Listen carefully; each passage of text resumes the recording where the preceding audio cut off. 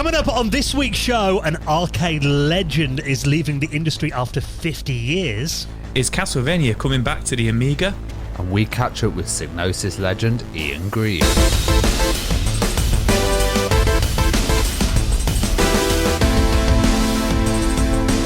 The Retro Hour podcast is brought to you each and every week with our amazing friends at Bitmap Books. Now, one of their books you should definitely check out is Super Nintendo and Super Famicom, a visual compendium, where you can rediscover the video games of the SNES era with this gorgeous compendium. Check that out and the rest of their amazing retro gaming books on their website at bitmapbooks.co.uk. Hello and welcome to the Retro Hour podcast, episode number 312, your weekly dose of retro gaming and technology news with me, Dan Wood. Me, Ravi Abbott. And me, Joe Fox. And a slightly warmer welcome to this week's show, being that it is now February and the weather is starting to get a bit warmer. Our first show of the new month. It gets freezing in February. You're going to be like, I was going to say, you were literally just complaining that you can see your breath in your office. That you're that cold. I'm ever the optimist. This is true. Well, I must admit, my missus has come down with the old coronavirus this week, so she's got a bit of a fever, so that means every single window in the house. But bearing in mind, it was like, -1 overnight. Every window in the house is open right now and the heating's turned off, so I'm quite pleased to be in the studio with the air conditioning on. You just need to turn some old retro consoles on, and then you're going to have enough heat. Yeah, switch my Power Mac G5 on, and that's my office just warmed up in like 10 minutes. There you go. Just take it to bed with you, mate. She'll be like, what's that under the covers? It's nothing. Just wearing away, cuddling it. Yeah, have you heard how loud those are, Joe? No, I haven't, actually. Because the Power Mac G5, you turn it on, and if you don't select like the disc you want to boot from, it's got like this kind of fail-safe where it ramps the fans up to maximum. Oh, really? And last time it did that, yeah, my missus is like, have you left a hairdryer on in your office? It's like that's how loud this machine is. 4 original Xboxes on top of each of their loudness. Yeah, pretty much. No one's sleeping through that. But yeah, we are into February now. Nice short month, and it's going to be springtime. We've got it all to look forward to, and plenty of retro gaming news stories to get through in just a moment. And we are going to be joined by someone who you may have seen the title of this week's show and thought, hold up a minute, he looks a bit familiar. He's been on before. Because we do get requests sometimes, actually, there are certain episodes where I think we leave the audience wanting more. And all the comments are like, oh, you need to get him on again. And this is definitely one of those occasions. Oh, yeah, absolutely. When you said that Ian Grieve was coming on again, I was like, I've got to jump on this one. Because I literally said, we had Ian on now. Gosh, it was about episode 200, early 200s, wasn't it? So it was about 2 years ago. About 2 years ago. And I literally remember saying to myself, and saying to you, Dan, it was one of the funniest episodes we ever did. One of the best episodes I ever did, at least. So as soon as you said, I'm in contact with Ian again, I was like, get him on, get me on it. And it was really cool because it was like, I think the plan was for us to kind of pick up from where we left off and get all the way to the end of his kind of gaming career. But he just had so much good stuff to talk about. We still only got about 2/3 of the way through it, didn't we? So we may have another Ian Grieve episode in about 100 episodes time, but this was absolutely amazing. We got to PS1, yeah, in the first episode, so we kind of picked up from PS1, but we touched on the Mega CD as well because we kind of missed some of the other stuff that he worked on, in the early 90s in the last episode. So we were talking about like Bram Stoker's Dracula. Which was really fun, and we're talking about Wipeout 2047, League of Pain, codename Tenka, which is a game not many people talk about. So it was absolutely fantastic interview. It's good having these kind of people back because we get it requested quite a lot because the show, we have to compress so much into the interview section. Funny you should say that. I think we were up till about midnight with Ian, weren't we? It was about 3 hours. We started at 8 p.m. Yeah. We started at 8 p.m. There's a lot of chat in between, admittedly, but also, you're going to really enjoy this interview. We've actually got a special kind of Ian's Anecdotes Hour recorded separately that I think we're going to put out to our patrons as well as a bit of bonus content because he's just got so many amazing stories. But all us guys love Psygnosis games, and I loved them from like Lemmings and Walker games like that on the Amiga, but then Wipeout and Wipeout 2097. They were just, you forget how revolutionary those games were, and those incredible soundtracks on them as well. And like we said in this interview, that kind of felt like, gaming became so cool I remember when Bram Stoker's Dracula came out, and it was like all over Games Master. There was huge promos of it, and it had that kind of captured footage as well. Which looked really cool in games. You know, the Mortal Kombat style. Kind of We're going to animation. that in quite a lot of detail.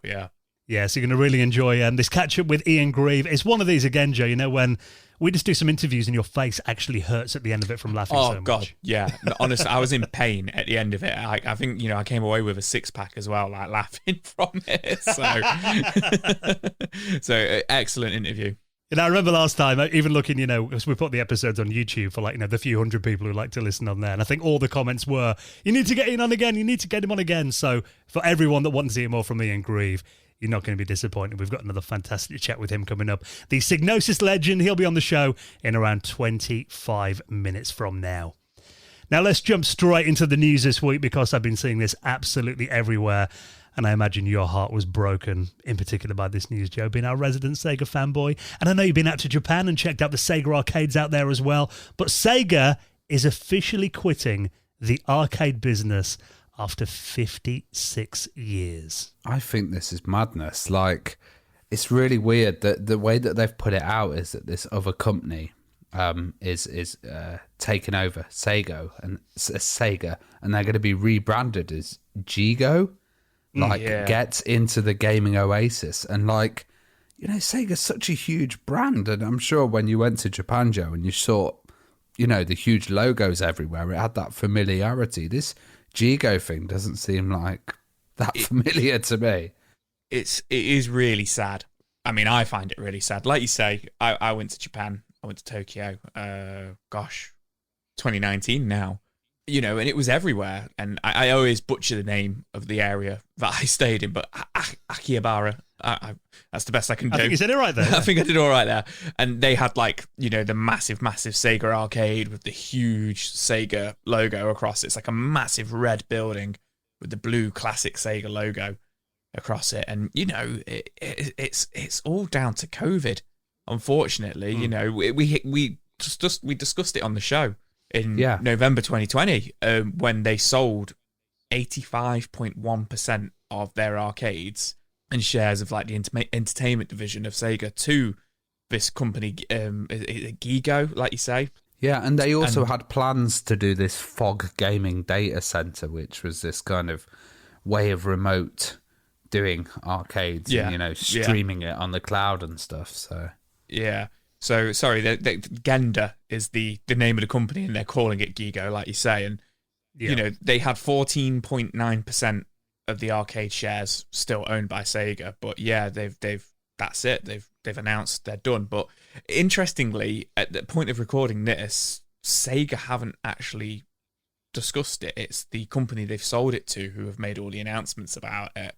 Yeah, and maybe because it is sad, and it's sad for Sega, but it's all down to COVID and that nobody was going to the arcades for we were talking about arcade machines before, and every single one that we go to in a show, most of the machines, like the Outrun one and the twin seating ones, the shooting ones like House of the Dead and stuff like that. They're all Sega. They're all Sega. My favourite arcade machine of all time is probably House of the Dead, and I think Dan, yours is Golden Axe, is it? Yeah. Both Sega and Dan, Ravi, you said was it Crazy Taxi, which I'm sure Sega as well. You were saying earlier on, so it's just Sega are just such Time Crisis as well. Crisis. I think they're Namco. I don't think they're Sega. They're Namco, but. There's so many big Sega arcade games and stuff, and it's. I mean, I know times have moved with arcade, especially in the UK. We don't really get classic arcades like that. It's all kind of penny pusher stuff. But Japan, it was still really prominent until 2 years ago, until COVID hit. So it is really sad. But it's also nice that it's just that it's not just that they've closed and the arcades are gone. It's nice that somebody's bought it and they're trying to get it go. But like you say, Dan, 56 years. They've been doing, the arcades. Ravi made a good point before as well, the fact that how big Sega is in the world of arcade. It's interesting why they didn't just, maybe this deal where they bought the rest of the shares, why they didn't just license the Sega name and keep it, because you think that would have been or they even much did more like, valuable than Gigo. Like one up arcades, if they did like Sega versions of that, or you know what I mean, like there's a whole it seems a bit like just running away from the arcade industry, and I guess like they probably didn't have control with its shares and people buying it out, but I'd love to see them have a hand in it. Like, hopefully this is just a temporary thing, and somehow they return in force in the future. Well, they did say in November 2020 when they were, you mentioned the fog gaming and stuff like that. Sega did say that they partnered with Microsoft and they were doing the new super game strategy, which will center around developing new and innovative titles where the key focuses are global and online community. So that says to me kind of like the metaverse, virtual reality and, staying online and community and stuff like that. I think that's where Sega feel the money is going to be, which probably is where the money is. I do think, though, like home arcades and that whole kind of scene is quite big. Like, I'd love to see like a Virtua Cop 2. Oh, yeah. Machine or something like that. Or House of the Dead. I'd love that. Yeah, maybe they'll do partnerships with One Up or maybe they'll do partnerships with other people, or just maybe they'll think, right, we're just going to go solo and there'll be all these Gigo ones and we'll do our own solo arcade. I'm not sure. I think they're done with the arcades, but that would be really awesome to see, like arcade one-up Sega machines and stuff like that. That would be really cool. What I'm wondering, obviously these stories we're reading here are about Sega closing down their physical arcades in Japan. That's really the headline of this story. But are they also stopping making arcade games? Is that side of the company closing down, or is this just some closing the physical venues? It doesn't say, but I imagine so. With well, they only released one last year. Yeah, and that was a Virtua Fighter Esports. Yeah, it was a Virtua Fighter. It was an update of like Virtua Fighter 5, essentially, wasn't it? Yeah. So, yeah, I think they're done. To be perfectly honest, from just kind of reading into this, I think they're completely done with arcades, and it's the Sega Entertainment division, which is gone. Which says to me, not just the arcades, as in the famous kind of like big red buildings, but as in the whole division of making arcade games is gone as well. I could be wrong, so don't take that as verbatim. But as like a Sega fanboy, for you, it must have been good to kind of say, we're still in the arcades and like still got that kind of presence, and it's nice to especially when I kind of like talk to people who aren't big into gaming or big into retro gaming, when I tell them about like my podcast and stuff, and they go, oh god, is that kind of stuff still prominent? And it was always nice to say, god, yeah, in Japan it's massive, they've still got all the Sega arcades and stuff, so now I guess I can just still say, oh yeah, it's massive in Japan, they've got the arcades. No, the Gigo arcade. The Gigo arcade. You have to say it's massive in Brazil. It's massive in Brazil with Tectoy. Exactly. Definitely the end of an era, though. I mean, all the memories of, Sega World we had in London, of course. We've talked about that on the show before back in the 90s. I've got vivid memories of going into arcades and hearing Daytona music playing. Yeah. Virtua Fighter for the first time when I saw that as a kid. And, Golden Axe, like you said, I always make a beeline for that. Sega Rally, another incredible game. So, it is going to be very sad that legacy is now coming to an end. But I'm maybe thinking Sega are going to turn their attention to something else. Maybe a home console would be quite nice to see them doing again, wouldn't it? Now they've got some resources back. Dreamcast 2. We'll keep you posted. Oh, don't start that rumour again. So we'll keep you posted on what Sega are doing next as we hear more, and we'll link up that story and everything else in our show notes at theretrohour.com. Now, this is an interesting little article that you found on a website called makeuseof.com, Ravi. And this is about DIY projects that repurpose old video game consoles. Now, when I first read that, I had all these ideas of people gutting systems and, I don't know, turning like a Nintendo into a toaster or something. Tell me it's not that. Did it make you shudder, Dan? I think we love the thought of it. We love to cover this kind of stuff in the podcast, like little repurposing, and this is like a full collection of them. And some people have done that, yeah, but a lot of people have said, it's broken and stuff, and it's not that rage-inducing. They've used broken carts or broken consoles, and they've kind of... It's not that Logan Paul making a table out of fully working Game Well, Boys. this is the thing. So or Logan Paul going up to people in Akihabara and buying Game Boys and then smashing them on the floor and then trying to return them. Well, If you were there, Joe. Oh. well, that's why Sega are leaving. No, Yeah. The first thing in this is a guy's actually turned the NES controller into a nightlight, and he's done it by just putting LEDs in the side and then doing this resin casting mold, which, you know, a lot of people have been doing, casting. I know we saw that Logan Paul thing, which was he was casting Game Boys in kind of resin. It looks nice, but I'd like to have access to them. But this is a cool idea. A few little LEDs in a spare kind of controller.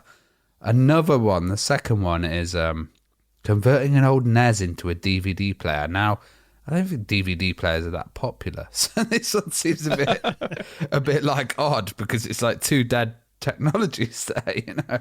To be fair, the video does look like it was filmed in like 2006. I was going to say I mean, somebody's collection. It's really cool that the articles put it all in one place. But I was going to say some of these are a bit on the older side, but some of them, you know, like you say, I think the DVD one, like, yeah, it's old technology, but the way he's made it is like, when the DVD drive comes out and the disc drive comes out, the NES flap does actually open automatically, which I thought was really smart. I did think that's, okay, it's an old technology, but that's cool, man, that the NES opens up itself. It just needs it to be Blu-ray, doesn't it? Yeah, exactly. It just needs to be Blu-ray. But one I loved... Get a PlayStation 5 transplanted in there. Yeah, that would be sick. The one I really liked, which is quite far down on the list, but I thought was really simple and really interesting, is the USB drive in the Sega Mega Drive controller, where he literally just opens up an old broken Mega Drive controller, takes out the board out of it, and then he just literally like sellotapes a USB stick into it, and then puts an extension cord out where the normal controller cord would go, and it's really simple, but it looks really good. And I was just like, you know what, I've never even thought of anything like that before. Well, there's a Nintendo lunchbox. I think that looks like the most destructive. So what they're actually doing is they're taking a Nintendo and then he's dremeling all the parts out of the inside and kind of clearing it so it's like a lunchbox and putting hinges on it. But at the very end, he puts it inside the fridge and it fits perfectly. Like, you know, you can keep your lunch cool inside an old NES. Imagine turning up to work with your lunchbox and it's an actual Nintendo, not just a lunchbox that's like painted like one, an actual old school 1985 Nintendo. But that's the most destructive one. That is like, you know, the one that makes you shudder. That is the Nintendo lunchbox. And I think that's kind of like the discussion point there. Like, you know, when people smash up this old technology and stuff like that to repurpose it, especially when it's like retro games, it does make me shudder. But I guess if it's dead, it's broken, you know, and there's no way of it being repaired, then it's okay. Because, you know, an old friend of mine used to make clocks out of PS1s and PlayStations when they were broken. He used to go to car boots and pick them up for like, you know, a couple of quid when they were broken. And it was really smart, actually. You know, you imagine, you know, the original PlayStation, it's just a clock face with the clock, you know, with the hands like turning and stuff. So I think it's acceptable. When it's upcycling, that's called, isn't it? Yeah, upcycling. There we go. I remember, like, probably about 10 years ago, you'd hear of it more, but it was people that would make fish tanks out of, like, you know, the old Bondi Blue IMAX. Yeah. Got them and they'd have, like, aren't fish they swimming like in them. £16,000 each now or something, like the Bondi Blue one? I haven't checked the prices, I'm not sure, but yeah, I imagine they're more valuable now than they were a decade ago. Yeah. And Paramount G5s, there was a whole blog I remember seeing about people that had repurposed them into like benches and garden furniture and all kinds of stuff. I saw actually someone made a filing cabinet which was G5s on the side, and you could like pull them out as drawers. That was really cool. Again, I mean, if they're broken, I kind of think, you know, fair enough, but now the price of this stuff's going up again. I mean, you know, you might have a filing cabinet there that's worth about $4,000 or something now if you didn't rep those machines back then. It's just a filing cabinet made out of Game Cubes or something. How many Game Cubes did you break? 100? I've got this, what is it? PlayStation one. the rare one, Nintendo PlayStation, and I've made a lunchbox out of it. Can you imagine? So, we do like to see responsible use of a retro game console. That's the thing, though, to a lot of people, like, these old systems, if you're not really into it sometimes, I guess it's a bit different now with the value of them shooting up and the fact that you do see it everywhere, how valuable retro games and stuff are now. But to a lot of people, we forget these systems that we love so much for a certain amount of time that, they're kind of useless junk to a lot of people, aren't they? Which is obviously heartbreaking, but we'd rescue them, wouldn't we, Joe, if we saw anyone doing that? Oh, yeah, 100%. I see, when you go to the tip and, you see people like throwing away these big boxes of like wires and technology, I always want to run over and check what it is, just to see if I can save it. we had it outside my work, didn't we, the other week? It was someone had thrown away 3 or 4 CRTs into a skip. I know, you were going to go back and have a look in it. Dive in. And it rained all night, didn't it? So you didn't. Yeah, I didn't fancy fishing out a 38-inch CRT on my own in the pouring rain. So, unfortunately, I think they've gone to the TV maker in the sky, unfortunately. But, it is good to preserve this stuff if you can. If not, if it is broken, why not make something cool out of it, I guess. So you can check out a few of those repurposed retro gaming console projects. We'll put that in our show notes at theretrohour.com. Little reminder as well that the reason we can bring you this podcast every Friday is thanks to the community of incredible patrons that we have. And I've got to say, now that we're into February, I was saying last week that January was a quiet month for Patreon, which is understandable. Start of the year, everyone's broke after Christmas, that long stretch between paydays, there's tax bills and all that. Tell me about that. But actually, you guys have come through, because I think we're up to, at the time of recording this, 260 patrons, which I think is a record. We've never gone over 260 before. No, I don't think we've ever hit 260. We were hovering around 250 for a while, and like you say, we'd lose a couple, which we understand, and then we'd gain a couple. But yeah, this last week's been really, really good. So a massive, massive thank you, and we appreciate it massively, because as you always say, Dan, kind of like January, February is like when everything kind of renews for us as well. Yeah, and it used to all come out of our own pockets. We do this as a hobby, and we've managed to keep it going with Patreon and keep it going as independently as possible. And I think for the first 2-3 years we had like a kitty jar, which was just PayPal, and we would just like chuck a random amount in there, and it would be a small amount. We could go out and have a meal, but we wouldn't be able to maintain the show for like 3 people and stuff. And this really helps, especially with lockdown. We managed to all get studios and keep the quality really high, and you guys get rewarded for that as well. Yeah, absolutely. So if you want to back us on Patreon, it can be as little as, I think it's $2.99 a month, price of not even a fancy coffee these days, that is it.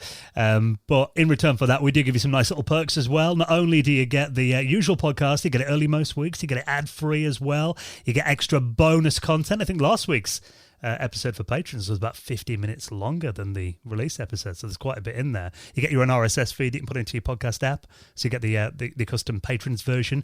And also we do an exclusive podcast each month called The Retro Hour After Hours, where that is one of my favourite shows that we do. That is all so much fun. Yeah, I absolutely love the After Hours. We covered off the year 1993 in our most recent one, because we kind of do like the retro hours where we talk, the retro years where we talk through different years of like where we were in gaming that year and stuff like that, which was really cool. But we've got a very special one this month coming, which you did mention earlier in the episode, where we kind of did Ian was like, our very special guest that we've got on this week was, is there anything more I can do for you guys? Do you want a second interview, like a third interview with me right now? And we explained about the Patreon to him, and he was like, "Well, let me out you out, boys. Let's do an after hours." So we kind of did an after hours with Ian, didn't we? With all the tales, stories in there. Yeah, you can't broadcast. So that is going to be coming out in the next couple of weeks as well, which is going to be for our level 2 tier and above. And that's not one to be missed, to be perfectly honest. Yeah, and of course we do. Now we're into February. There will be a Patrons Hangout coming up as well in a couple of weeks' time. This is where we all get together, kind of like a virtual pub meet or a virtual users group, and we just nerd out. Always so much fun. So get access to all that by backing us, and of course ensure that this podcast comes out every single Friday. And a big thank you to our latest supporters. Hello, and thank you to Crap C64 Gamer. Love that handle. John Stewart, Platinum Backer. Who's a Platinum member. Thank you so much, John. Legend. Bill E. and Tero Reittu, who all backed us on Patreon. We hugely appreciate your support. And if you'd like to join them, all the details to back us on Patreon are on our website at theretrohour.com. Now, when we do the Patrons Hangout, I normally do kind of shoehorn some Atari Jaguar talk in there most months, because it is the only system I collect for, despite the fact I've actually got my Atari Jaguar set up right next to me now. I've got a flash cart for it, but I still keep collecting the games for some reason, even though I've got the flash cart. But I do like it when unreleased games surface for the Jag, because that was one thing about it. I mean, the Jaguar came out actually in 1993. We're talking about it on the After Hours podcast. In that really awkward time, that transition from 16-bit to 32-bit, or 64-bit if you're the Jaguar, where there was all these systems that came along just for a couple of years before the PlayStation and the N64. It was very came crowded, wasn't it? It was, and a lot of software companies didn't know who to back, which is why a load of games were promised for the Atari Jaguar that actually ended up not making it to market or got cancelled during the prototyping kind of era. And this is a game that's been found called Speedster. Yeah, this is an interesting title. It doesn't look like the most technically advanced title that you can get. It looks like fun, but it's got an interesting story to it. So originally it was like unearthed at an auction in 2001, and it's kind of a hybrid game of arcade racing game and like a child's ride as well, apparently. It's like right. One of these kind of like where you put a pound in and, it like rocks back and forth for like a little child, like a Postman Pat van or something. It was one of them, but with an interactive screen, like game with it, essentially, was it? I think so. It seems to be like it would be actually in a cabinet with a physical seat. Yeah, that's what I meant. With like a car, but it would be powered by the Jag. Yeah. Which, I've not really seen that many kind of Jag arcade units. I know there was one Amiga CD32 Cubo, which was this like French, I think it was French, like arcade unit, and you could have a jammer interface and stuff. But I've never seen this with the Jag. I know it was repurposed and used for a lot of other stuff at the time, like dental equipment. Yeah, later on, the Atari Jaguar's eventual fate. Yeah, this looks interesting. So really, it's a kind of, I was going to say a racing game, but it's not even a racing game. You're a car that travels along a road, and then various things come towards you. You can drive through cowpats by the looks of it and collect them, which would have amused me greatly as a 6-year-old. Oh, yeah, absolutely. And then there's like a duck flies over as well. I mean, it doesn't look the most enthralling game I've ever seen, but visually looks a bit homemade, if I'm honest, as did many Atari Jaguar games. Yeah. Well, it was made in 1995, apparently, and just kind of, I interrupted Ravi there with the description of the game, but I think where Ravi was going with it is the prototype was actually sold at auction in 2001, and then from there, it just disappeared for 20 years, for 21 years, but now it's been, like you say, it's been unearthed in January 2022.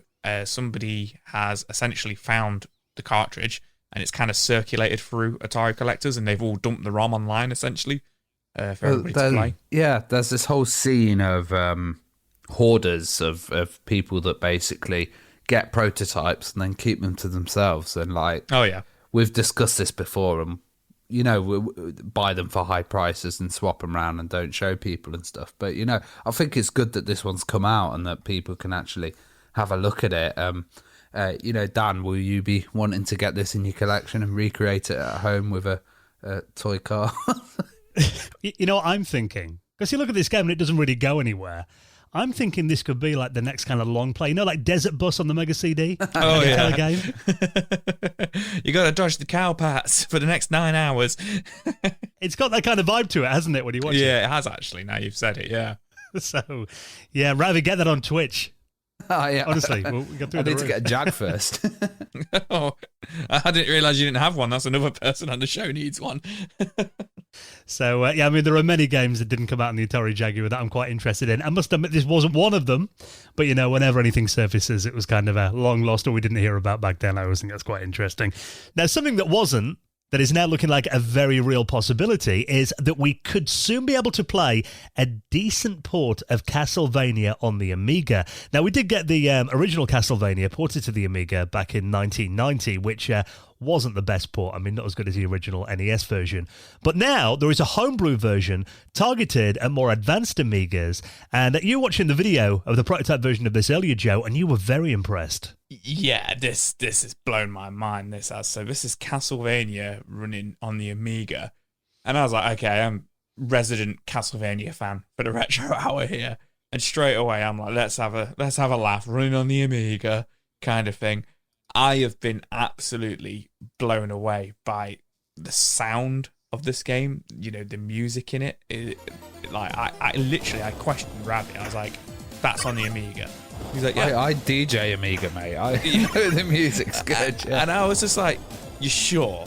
The Amiga, like kind of thing. And he was like, yeah. And it's the Castlevania, it's the Sharp X68000 version, 68,000 version of Castlevania that came out in Japan in like the early 90s, I want to say. And then it got ported as Castlevania Chronicles in like 2000, 2001 for the PlayStation, for like the West, you know, the Western area of the world.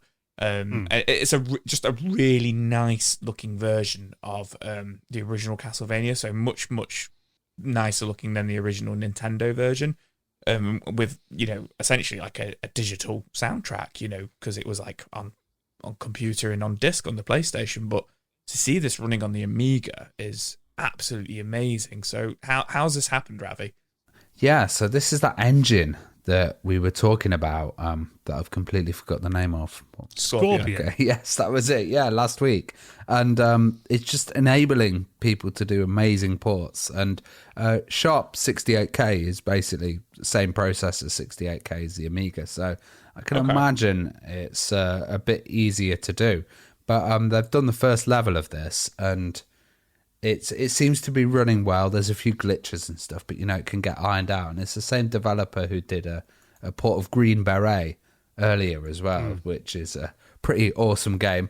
But this also shows, so the ones that we've looked at before, like we looked at the Street Fighter one, that was targeted for the OCS machines and the Amiga 500, which is like the lower one. This is AGA, so this is targeted for the you know, the other ones were coming from the MSX as well. They were MSX The 32-bit Amigas, yeah. This is the 32-bit, so you've got more colours on the screen. And yeah, there's extra bonuses that you get with using the AGA chipset, which is probably like closer to the Sharp. So, well, you've got some gorgeous parallax scrolling at the start of this as well. That works really well. But yeah, I mean, the AGA chipset on the Amiga had, you know, loads more colours than the original chipset. So that makes sense that, you know, graphically it could do it.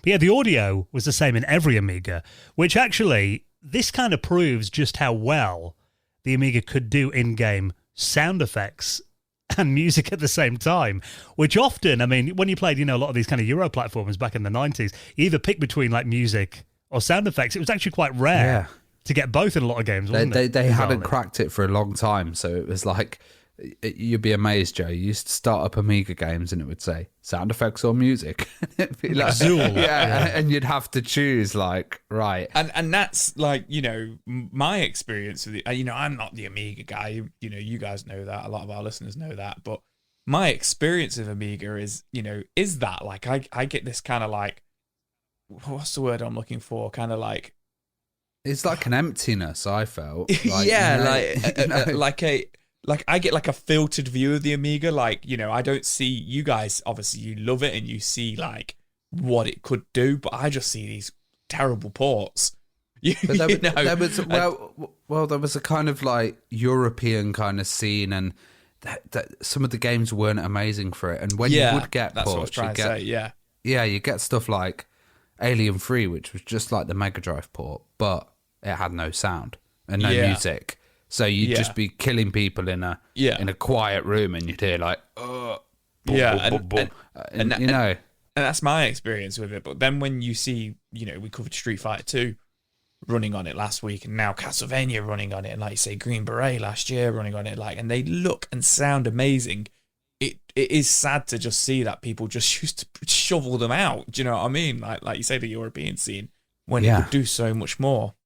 And that was the thing. It was an afterthought with a lot of companies. They didn't put it as the primary release platform, where other companies, when they focused on the releases and did it as the primary like release, it was beautiful because they used all the tricks and they focused on it. But, you know, it was like a second thought for a lot of people. And I think as well the fact that it didn't have kind of first-party games by many of the big Japanese developers. That's kind of where, you know, something like the Mega Drive differed or the Super Nintendo. And the fact that even if we did get kind of ports of the big arcade games that were famous in Japan, they were generally handled by kind of British or German software studios, weren't they? Like US Gold would hire a third-party company to kind of port it to the Amiga that weren't done first-party, which I think is where that bad quality kind of came in. Yeah, where like Shadow of the Beast would be first-party and it would just like look beautiful and aim for that system, you know. Yeah, so it just kind of proved that, you know, if the Amiga did get more of those kind of, you know, legendary titles from Japan, it just could have done a whole lot more. And I think it also proves, I mean, we were talking about Aladdin on the Amiga, weren't we? Which was a really good port. Again, that's another Amiga 1200 only game. Not many of those came out, you know, games that really took advantage of the extra power that machine has. So again, it shows just how well it could do these kind of arcade games too. So, and this Scorpion engine, I mean, I need to look at this a bit more because it just seems like they're doing the impossible with this thing now. It's mind-blowing. So many releases are coming out now, aren't they? And I think we're just going to keep seeing like ports of everything coming to the Amiga, and it's fabulous. Yeah, really good stuff. And quickly. Yeah, this is why I'm not going to bother upgrading my Amiga 600 laptop, because it's going to be able to handle all of these amazing ports, you know. Yeah, so we look forward to seeing what's next. So keep them coming. If you want to check out the video of that, we'll put it in our show notes at theretrohour.com. Now, before we get into our chat with Ian Grieve, some amazing stories from Psygnosis, you know, one of the best companies ever. We always love hearing stories from Ian as well. He's coming up in just a moment. Let's take a quick break to give a big thank you to this week's sponsor. And actually, this is a new sponsor who we thought was very worthwhile and very timely as well, because this week's show is brought to you with our friends at BetterHelp Online Therapy.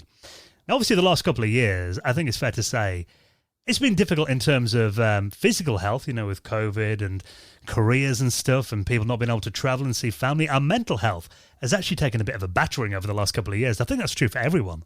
Yeah, and like this podcast has kind of helped me survive, and, you know, it's really important, mental health is. And I think, you know, if you want to find a bit of extra mental health and you want to kind of talk about stuff, then this is a really good service, BetterHelp.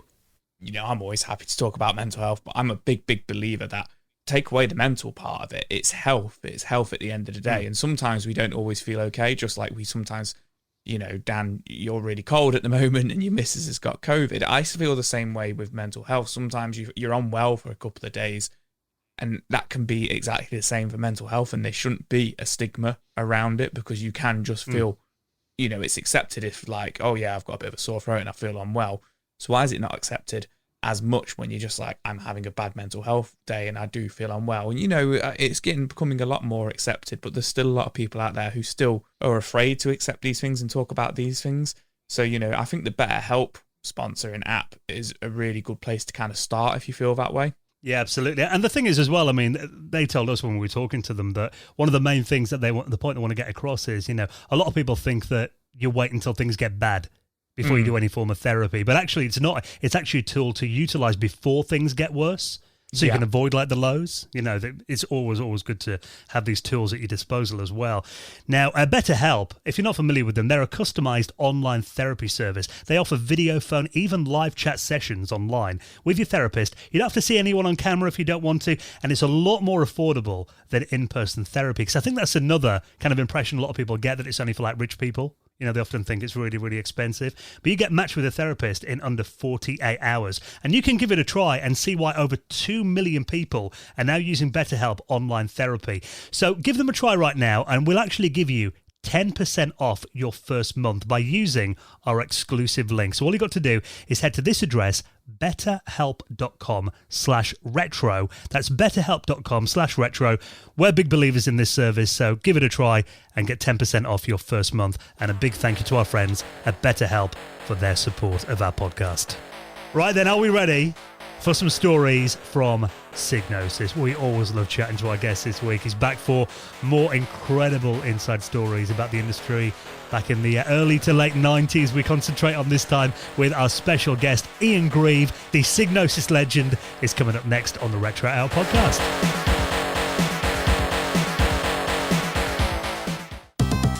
You're listening to the Retro Hour podcast, and it is time for the main event then, when we welcome on a very special guest. And you know, we've been doing this show for over 6 years now. There are not many guests who we get back on, but there are, certain guests that we get that so many people are like, you need to do a part 2 with that person because, there's so many amazing stories. And today we're going to be joined by, it's part 2 of our chat with Psygnosis legend Ian Grieve. It's great to welcome you back, Ian. How are you doing? Gentlemen, I'm absolutely fine. It's a pleasure to be with you. I'm still here. I'm still alive. I'm still kicking. I was going to say, we had you on, I think, January 2020, you were last on this show, and obviously the world's changed quite a bit since then. So, to be honest with you, Dan, I'm kind of holding you guys responsible for that global pandemic because immediately after it all kicked off, didn't it? It did. Yeah, I think Joe forgot to renew his Norton antivirus. I think I was using a dodgy copy. That's right. He was in the Caribbean hiding out under murder charges or something, right? That was something like that. Or was that Kaspersky? Was it? I don't know which one that was.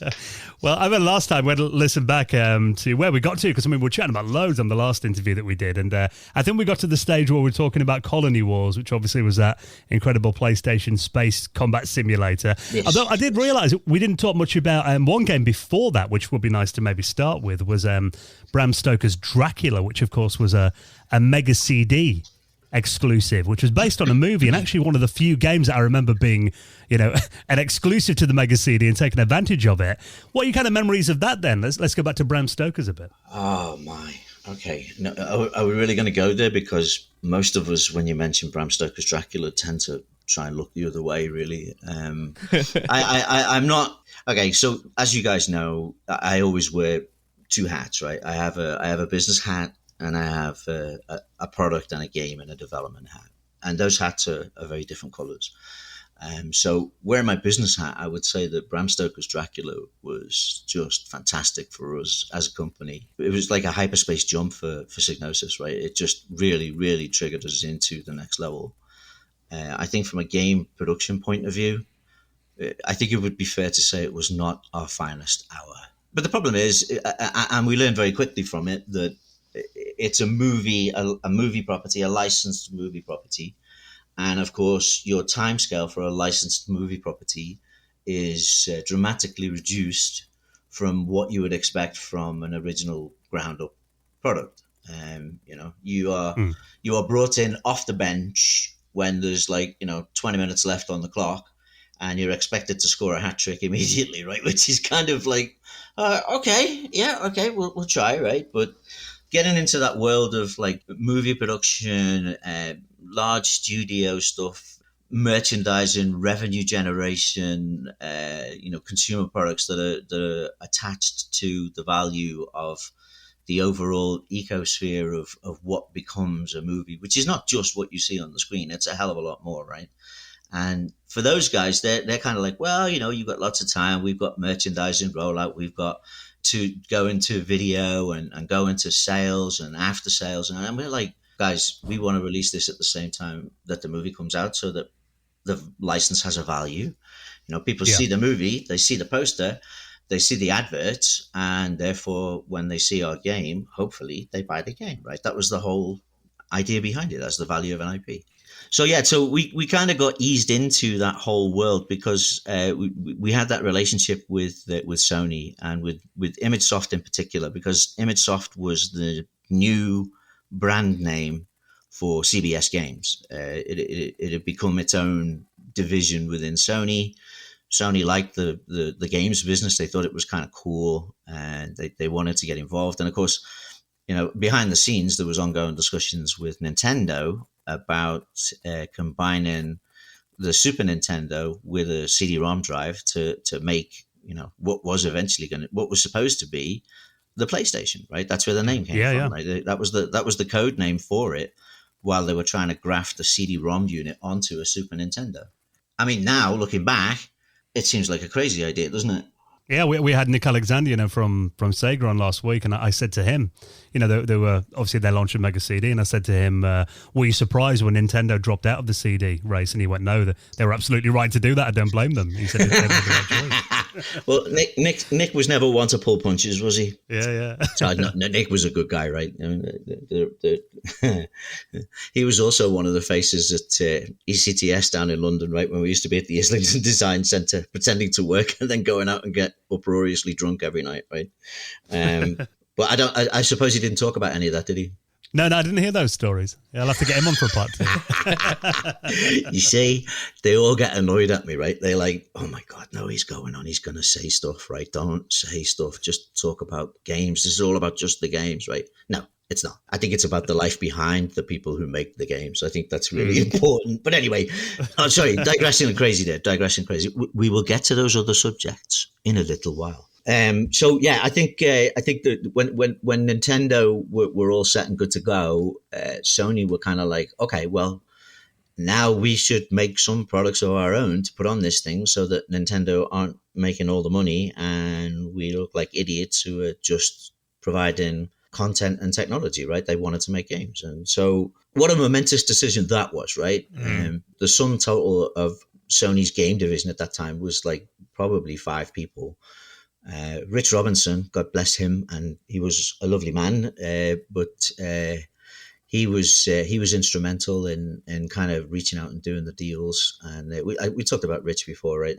And then of course the wonderful Alan Becker, right? Bless him. Alan Becker was the first employee of CBS Games, I think, actually, and has recently I found out he's retired, which was surprising because he's been around forever, right? He's one of those guys who's been responsible for so many games and so many studios and so much development, but kind of never really took the limelight or kind of hit the headlines. So, but Alan's a wonderful. In fact, he's a godfather to my eldest daughter. He and I became firm friends and stayed friends forever. So I love him dearly. He's a wonderful man. So we were kind of eased in with those guys, and they were wanting to make products. So they reached out to us and said, hey, we need to make some products. We need to do some stuff for this.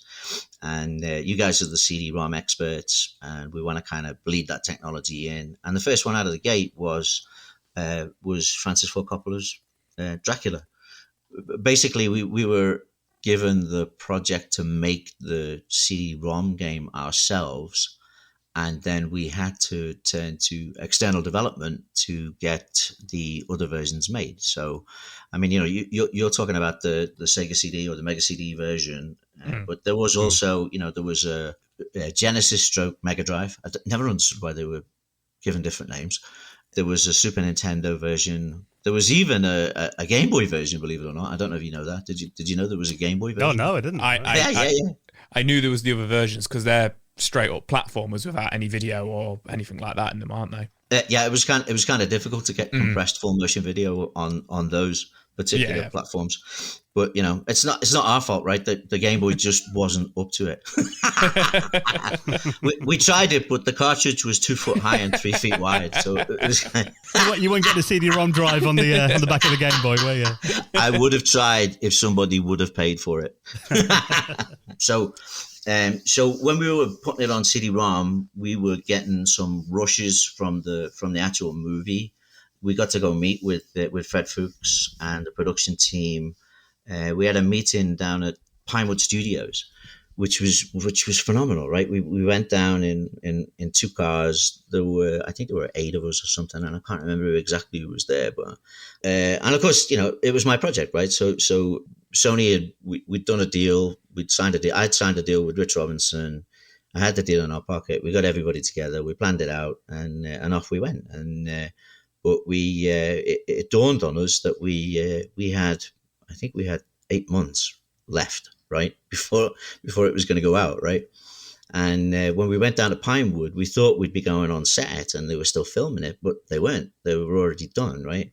And they were working on some other stuff, and so they just set aside a screening room, showed us some of the rushes, which looked fantastic, by the way, even from the rushes, right. That movie was beautiful. I mean, I'm sure you've seen it, right? Yeah. Yeah, not for a long time, but yeah, I remember it being visually very impressive. Stunning, right? I mean, to be fair, Francis Ford Coppola, not bad at what he does. Let's be honest. He's done a couple of films, Apocalypse Now stuff. Yeah. Just a few. Yeah. So off we went. Sketchbook's out. Everyone's got pads. Everyone's like, going okay. So we asked if we could record it, and that was met with a very firm no. So we asked if we could have copies of it, and that was met with a very firm no. I asked them if we were in Pinewood or British Nuclear Fuels, because the level of secrecy around the thing was nuts, right? It was insane. And we had to sign like forms and release forms and all kinds of stuff. And like they're super, super paranoid about it. But anyway, so we got as much information together as we could, and we went back and we were like, okay, what can we do? So eventually we worked through the back channels, and they relented, and Sony sent us some tapes of some of the rushes and some of the footage. So we wanted to digitize it and compress it. Now, by this time, we were already, a dab hand at that, and we discussed that in the last episode, that it was a case of wanting to make movies and being frustrated movie makers. And I'll tell you, some of the faces of some of the people who were on that trip going into Pinewood to the actual studios and going into like the proper sound stages, they were like, it was like they'd visited Mecca or something. They were the real deal. Yeah. Well, we saw the Bond sound stage as well. The one that was the biggest one in the world at the time. Yeah, it was. It was built for one of the Bond movies. It was a submarine base or something. Was that for GoldenEye or one? It's the one before GoldenEye. Is it License to Kill? Whoa, someone's a bit of an expert there, aren't they? That was a little. It's the one with Timothy Dalton. I know that much, because it would be around about 92. Yeah, Joe, I think you're protesting too heavily there, my friend. I'm not even a Bond fan. Of course. Listen, it's okay. You can talk to me. I'm here for you. Don't worry about it. It's all right. No one's judging you, except for everybody who's listening to this podcast. We got to see, getting to see it's like, it was like a big aircraft hangar with a big swimming pool in it, right? I was like, oh, big deal, right? But they cleverly made it so. Sorry, I'm getting into too much detail. So we that's all right. You guys can edit. Show's only an hour. Yeah, I like to give you a challenge. So we had all that stuff. So we started digitizing stuff, and then there was discussions about, there was 3D storyboards going on, and it was like, well, we can go along this level, and this wall falls down and pillars fall down and things come and attack you, and you're trying to get through it. But we were trying really hard to make a game out of Dracula, and beyond a text or graphic adventure, it's pretty bloody difficult, right? I mean, there's a lot of action in that movie, but it's kind of like, okay. So we had to go, the sideways scrolling and the first person driving, which, driving a horse carriage and all that stuff. So long since I played the game. I can't remember what made it in and what didn't make it in, but we were trying lots of different things with lots of different engines, because that's all we could do. We had to go with the engines we had, right? And then the video stuff, when we digitized it and we started running it, and then we put it on the palette on the Mega CD, it just looked appalling, right? It looked like you were watching a movie through a bag of granola with glaucoma, right? That was like, how many colours was that? Was it like 32 colours or something? Tops. Yeah. I think we had two Maybe planes, 16. so it might have been 16 split, right? So, which doesn't help you, right? No. But then, and it was like, okay, well, we're too far in. We got to do it now. We have to do some of this stuff, right? So some of the stuff that didn't work was actually really, really good. There was some great camera positioning, and if everybody had a Silicon Graphics at home, that game would have looked fantastic, right? But unfortunately, they didn't. So when you took it off the SG and you put it on the Sega CD, which rhymes nicely, by the way, doesn't it? There was a noticeable difference, but we had to push on, right? We had to go on, right?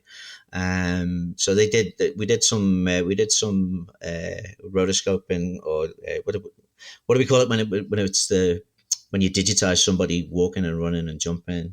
Yeah, that's rotoscope. Yeah, like it is Prince of Persia rotoscoping, right? style. Yeah, sorry. Yeah. I thought that was the old-fashioned. Yeah, it was rotoscoping, right? So get this, right? Believe it or not, the guy who is there's two of them who are head of Firesprite. So I think it's is it Graham and Lee. So Lee Karras he is actually the character that you see in the game. So oh wow. Yeah, right. So Lee and Lee's fantastic, brilliant guy. He's so much fun, and Lee's always like, "Yeah, I'll do it," right? Because he's a great artist, really talented, great eye for design. But if there was something that needed to be done, he was that guy that would just step forward and go, "All right, I'll do it," right? So, and because it needed some martial arts moves and stuff, so they did it. They rotoscoped him and put him in, and he was doing his high kicks and his karate kicks and his chops and stuff. And so he became the main character that was walking along. Keanu Reeves wasn't available that day then. We asked him, and he was like, "Dude, no way! I got to get in this phone box." So we were like, "Awesome!" And he was like, "Excellent." No, yeah, I don't think so. Actually, you know what? I did meet Keanu Reeves, and when people say he's like the nicest guy in the world. It's true. That's good to know. He always looks nice when you see him on. I was worried you were going to say he's not nice then. Oh, no. That would be a better story, wouldn't it? Oh, yeah. Slammed the trailer door in my face and farted at me. It was horrible. No, he was really, really lovely, a sweetheart man, right? The same cannot be said for Winona Ryder. Oh, really? So, approvals were a problem. For sure, but that's later down in the story. But the irony of it is she got nabbed for shoplifting a couple of days later in Beverly Hills, didn't she? Yes. I was not upset about that story. Karma for you. That's okay. I've heard Winona Ryder speak very highly of me. So we had to put it together as quick and as best as we could. And, the technology worked, and from a tech point of view, it worked really well. But as a game, it was a sideways scroller with something that we tried to put in that had really spectacular full motion backdrops, and that didn't work out because the hardware let us down. Looked good on the FM towns, but of course not a huge market, right? But there was some great ideas in there, but I think from a development point of view, there was a lot of knowledge that was gained from it. It was like, okay, don't go in unless you've got the engine prepped, unless you've got the stuff laid out, unless you're designed fully, unless you've got it really planned out. Working on intellectual properties is a difficult thing, right? And it was kind of like, okay, now, next time. But, Sony were okay. They were like, okay, first one, we'll give them a mulligan. And it's like, let's go again. Of course, the next two they brought us were No Escape and Cliffhanger, which was like, oh man, seriously? You're not making it any easier, guys, right? I don't know. Do you guys remember those movies? Yeah, I remember. Cliffhanger I'm familiar with. Is No Escape the one with what's his name? Ray Liotta? Is it Ray Liotta? And the guy who was in Millennium. It's the one on in the prison on the planet, the forest planet. Yeah. That could have been a really good game, actually, if only they'd told us 12 months earlier. I mean, but that was always that fight, right? And you were last in line because you were part of the whole overall additional marketing strategy. The movie makers didn't care about you. The studios didn't care about it. They were like, okay, corporate's telling us we've got to give you this stuff and we've got to help you. So here you go, right? So I ended up on the set of Men in Black with John Burton, actually, of all people. Oh, wow. Well, because they got us involved earlier, so we started to get access to going on the sets and being on the movie. I was on the set of Fifth Element. Oh, wow, yeah. And I met Milia Jovovich, who is just stunningly beautiful, right? She just walked out at the back of one of the sets with a dressing gown on with that, she had that crazy flame hair going on. Yeah, the orange hair, yeah. Oh, my God, she was just drop dead gorgeous. She came and said hello and said hi and stuff, so it was really nice. We didn't get to meet Bruce Willis. Which most of us were relieved about. But I did get to see Gary Oldman again, which was a laugh. So, because I met Gary when we were on Dracula, and I knew Gary. So, it was a good exercise. And then we went on to those next couple of titles, but we weren't renowned for our movie tie-ins, were we? Let's be honest. So let's talk about a game that you were more renowned for. Let's talk about Wipeout. So Wipeout got another sequel in 1997. Yeah. What do you remember about Wipeout XL? I think from the beginning, it was the whole thing was more, bigger, better, right? And that product was born in a time of chaos. PlayStation was in full swing. We'd come out of the gate with some lineup titles that were they were phenomenal, right? The games were phenomenal, the marketing was phenomenal. I mean, if you look at Wipeout and Destruction Derby and you're kind of looking at them going, well, you know what? Not bad, right? It was like, and Wipeout, I think, was responsible for opening a whole new market sector. And Nick Berkham, he was always together with Mike Ellis as well, right? So I think Mike was involved. So, but what they did was they took the best elements of Formula One, F-Zero. They loved F-Zero on the Nintendo, right? F-Zero was fantastic. Do you remember that? You guys must remember that, right? Yeah, F-Zero. Yeah, really good. And so it was kind of like, well, let's combine them and throw some weapons in there, and let's go that route. I think the first Mario Kart was out by then as well, wasn't it? Yeah, it would have been, yeah. Because so Mario Kart was also super popular. So you start to look at those and it's like, okay, I love those things, right? So, and that kind of morphed into Wipeout with the Designers Republic and the really cool graphics, and the music element of it was phenomenal, right? Because, everyone was into EDM as it's now known, but like, rave culture and dance music as it was known then, right? So yeah, I mean, and it was an interesting space, right? Some of us were more into the ambient side, and we liked Orbital and the Orb, and then others were more Prodigy and like high energy dancing all night without any chemical assistance, I'm led to believe. But yeah, so that was kind of, the template was set, right? It was unique and original, and it was really different. And the big bands that got involved actually went on to bigger and better things off the back of it. But what we did inadvertently was we made video gaming cool with the clubber generation, right? Mm-hmm. So, the people from 18 to 25 who like to go out on a Friday and Saturday night and spend their money, and and then you had the birth of the super clubs, didn't you? You had Cream and the Ministry of Sound, and it was just phenomenal, right? And so that zeitgeist, we just captured it at the right time, at the right moment. And I even remember seeing PlayStations in clubs, where you could play Wipeout and Wipeout 2097. That's right, yeah, in back rooms and stuff. Yeah. Well, that was the marketing department at Sony Europe, right? And they were right into it as well. Did a great job as well. But yeah, it was more, better, bigger. They had better machines. We had more artists. We had more programmers. So the engine got improved. It was an incremental success in and of the product itself. The template was set. It couldn't fail, right? It just couldn't fail, right? It had an audience waiting for it.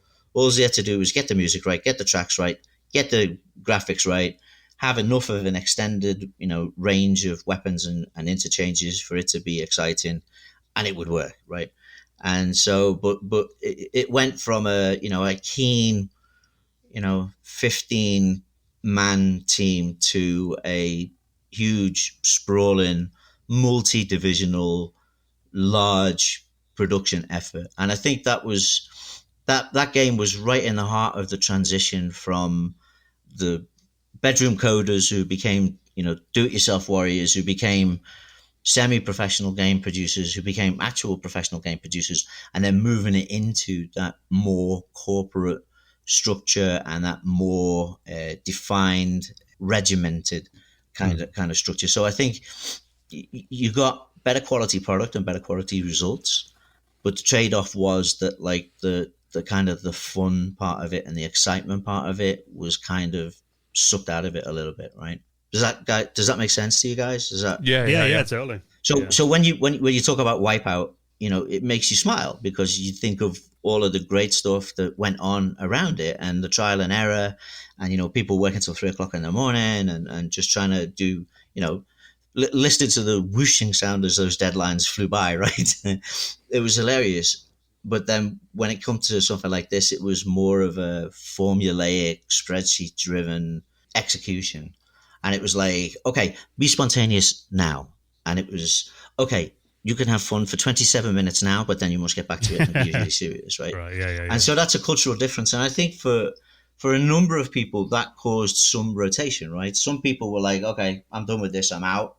And they just literally rotated out, right? They were like, and you would think, why are you doing this, right? You've worked so hard to get here. Why are you doing this, right? The guys who like kind of were older, hardcore, less transitional, more having a laugh and enjoying it, they were the ones who were heading towards the exit. And the guys who were looking to the brighter future and wanted to sell more product and wanted to shift more product kind of were more malleable and flexible and could kind of work within that system and go, okay, this is what we do now. This is who we are now, right? I mean, it was, you had the record labels involved, you had Sony Music involved, you had rights issues, you had lawyers. There was a whole host of stuff. So, the design, Nick and the boys and there's a few other guys, they got to choose some of the stuff that they wanted. And then they also had Tim kind of curating from the content. Tim and Mike were kind of curators and then making the additional soundtracks that would fit in between and doing their thing. And they were doing a great job, right? They did some amazing music. So, and still do, right? They still, I don't know, if you go on SoundCloud, Tim Wright and Mike Clark still release amazing tracks from time to time, right? Well, Mike Clark actually does the intro music to this podcast. Is that right? Oh, how about that? A custom track just for us. Yeah. It's difficult. These guys are, they're fully badged up, successful, had a wonderful long career and stuff, but for some of them, it's still stuck in your head that these are just like young, enthusiastic guys who are like in their early 20s just making their way and having a laugh. It's really strange, I see pictures of Tim frozen in time in your memory. Yeah, I know, right? But it's true. That's exactly what happens, right? And I think we all get to 25 and then it just freezes there, doesn't it? That's where that's where your head stays, right? It doesn't matter how many years you put on. I think my head stopped around 14, I think. I don't know. Bless you. That's why you like retro. Good for you. Yeah, but that's the fun people. That's the fun people of this world. Mature is just another word for boring. I keep telling my kids that, right? Because they're appalled at my behavior, right? So, but yeah, so, and that was kind of the way it went. It was like, okay, we've got cool music. We can get what we want. We can get who we like. Someone else is writing the check. It doesn't really matter. But make it cool, make it brilliant, make it great. And then, marketing has a hand in it and they say what they want and that kind of skews it and changes it a little bit. And then the whole release schedule gets into it. And it did change. It did become a much more corporate and formulaic event. I can't speak to the content of the game because it speaks for itself. It's still great. It's still brilliant. It's still wonderful. It did well. But when you're involved in the creation and the development and the production, as well as the sales and the marketing and the licensing, it doesn't give you as warm and fuzzy a feeling. It really, now I think about it, and I am just thinking about it now, it was a super transitional product, right? That was moving into the world of large scale development rather than niche, exciting and interesting stuff. What we call AAA today, yeah. Yeah. Originally, you were making an A quality game, right? Then it was like AA because it was like put so much effort in. And then it became all corporate and structured and spreadsheet driven and timeline driven. And then it was AAA because it was pristine and fantastic. But then, you still had ones that got away from the crowd, didn't you? It was always a laugh when you'd see ones that were, forever being on the release schedule and pulled off again, right? Which was great, right? So sometimes they would call the development studio the business prevention department, and that was kind of amusing. Well, speaking of business prevention, Psygnosis was still releasing games on the Sega Saturn. Was there any pressure? Like, was there a lot of pressure just to go PlayStation only? What was that like? Well, so the genuine story behind it is that we were acquired as a software company, right? So when Psygnosis was acquired, it wasn't acquired under the auspices of becoming a giant first-party studio. It was a software company, right? With its own publishing license, its own publishing arm, and publishing in sectors that Sony we're not going to go into, right? That we're going to touch, right? So, Sony were already in the cartridge market, and then they were building the console market, right? Why would they want to release anything on a PC or a Game Boy or another competitor's machine, right? Yeah. But from Jonathan Ellis and Ian Hetherington, and can we have a quick moment about Ian Hetherington? So you guys know? Do you know that Ian passed away? Did you know that Ian died? Yeah, very sad. Not long ago, was it? Yeah, not long ago at all. It was. He I think he'd had a liver illness, and he passed away very quickly. And it was a shock. It was a shock for us, but I was deeply upset by it. So much so that I couldn't post anything or say anything about it, because the man was just wonderful.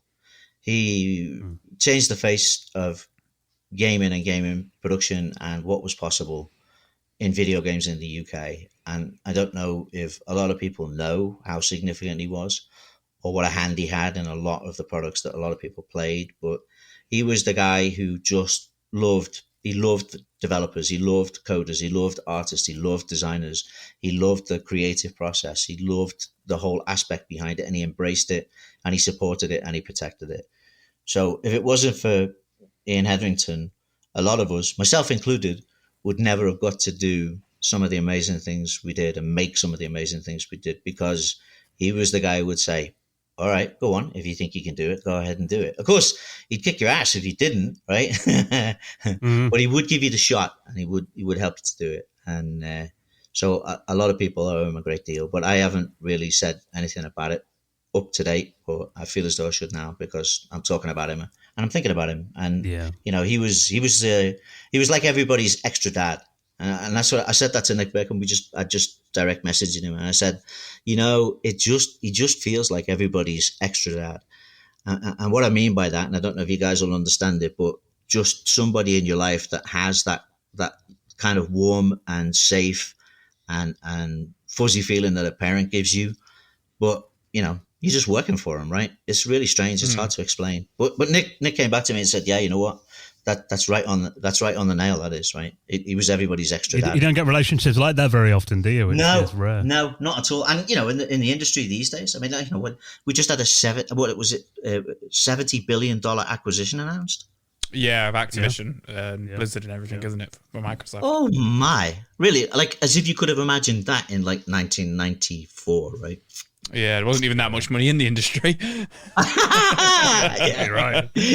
So okay, let's wind up. Let's rewind, right? So from talking about Ian and Jonathan, right? Multi-platform, you said. Jonathan Ellis. Those guys were responsible for Psygnosis, right? They were acquired, but they had an earn-out clause and they had a buyout clause, and neither of those guys were at the back of the queue when brains were handed out, right? So they knew that they wanted to continue and pursue the publishing aspect of the company because it was a value generator, it was a revenue generator. And they also knew that if they became a first-party mainstream production group, then there would be no need for the huge publishing arm. That would be subsumed into Sony, and they would lose, a lot of really talented people and a lot of great business. Because they just gave it over to the corporate monster, and I think they were very brave because they were smart enough to know that, like, getting on board with year zero with a new machine that had a chance to dominate the world, which it did do, and they had a big hand in that. It also gave them a side bet to keep the really talented and great people who actually brought them to that point and give them, a working opportunity to go forward.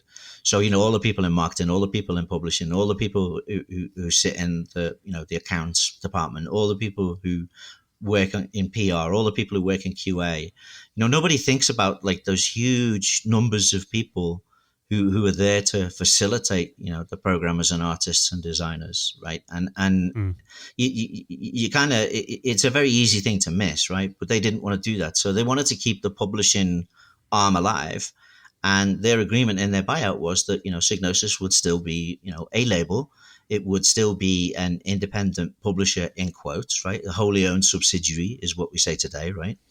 And it would still follow its own aims and directives, and it was like Sony were like, okay, fine, if you want to publish some PC games or some FM Towns games or some 8-bit stuff or the Amstrad, knock yourself out, right? We don't care, right? You can carry on working with the Amiga, the ST. You can, that's fine. We're never going to touch that. Go ahead.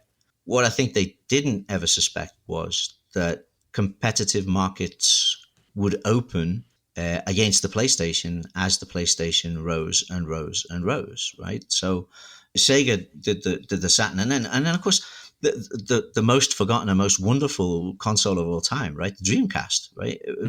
Yeah. I mean, it was like amazing. I know, right? What a peep into the future that was. Peter Moore strikes again, right?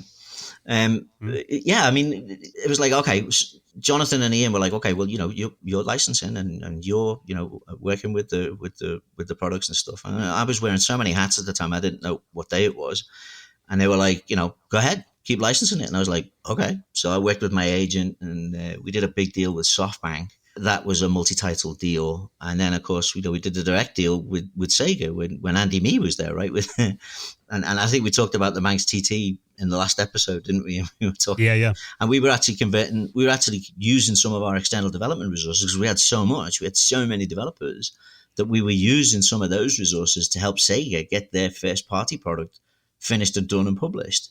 And then taking, ancillary rights and a cut off the back of it, right? So, we actually got Manx TT for the Sega Saturn, developed. I think that was Leon Walters, who was my producer in my team, running the guys at Tantalus over in Australia. And nobody would ever know that an external development team that was actually contracted to Sony made that Sega game, right? I don't think Sony even know to this day that happened. Whoops. Yeah, it's too late now. Who's going to action it, right? Nobody's left anymore, right? They're all ghosts in an empty cavern, right? So yeah, I went ahead and did some deals. I did the SoftBank deal, which was a 10-title deal, and that was when Son-san was just a lowly multimillionaire, and he was great. Actually, he was fantastic, and SoftBank were a great company. I mean, they've gone on to be just a massive industry giant now, right? Just a huge player across the globe. But they were a lot of fun. They were really good. Actually, I'll tell you a story about when I was licensing those products in Japan, because this just come to me now.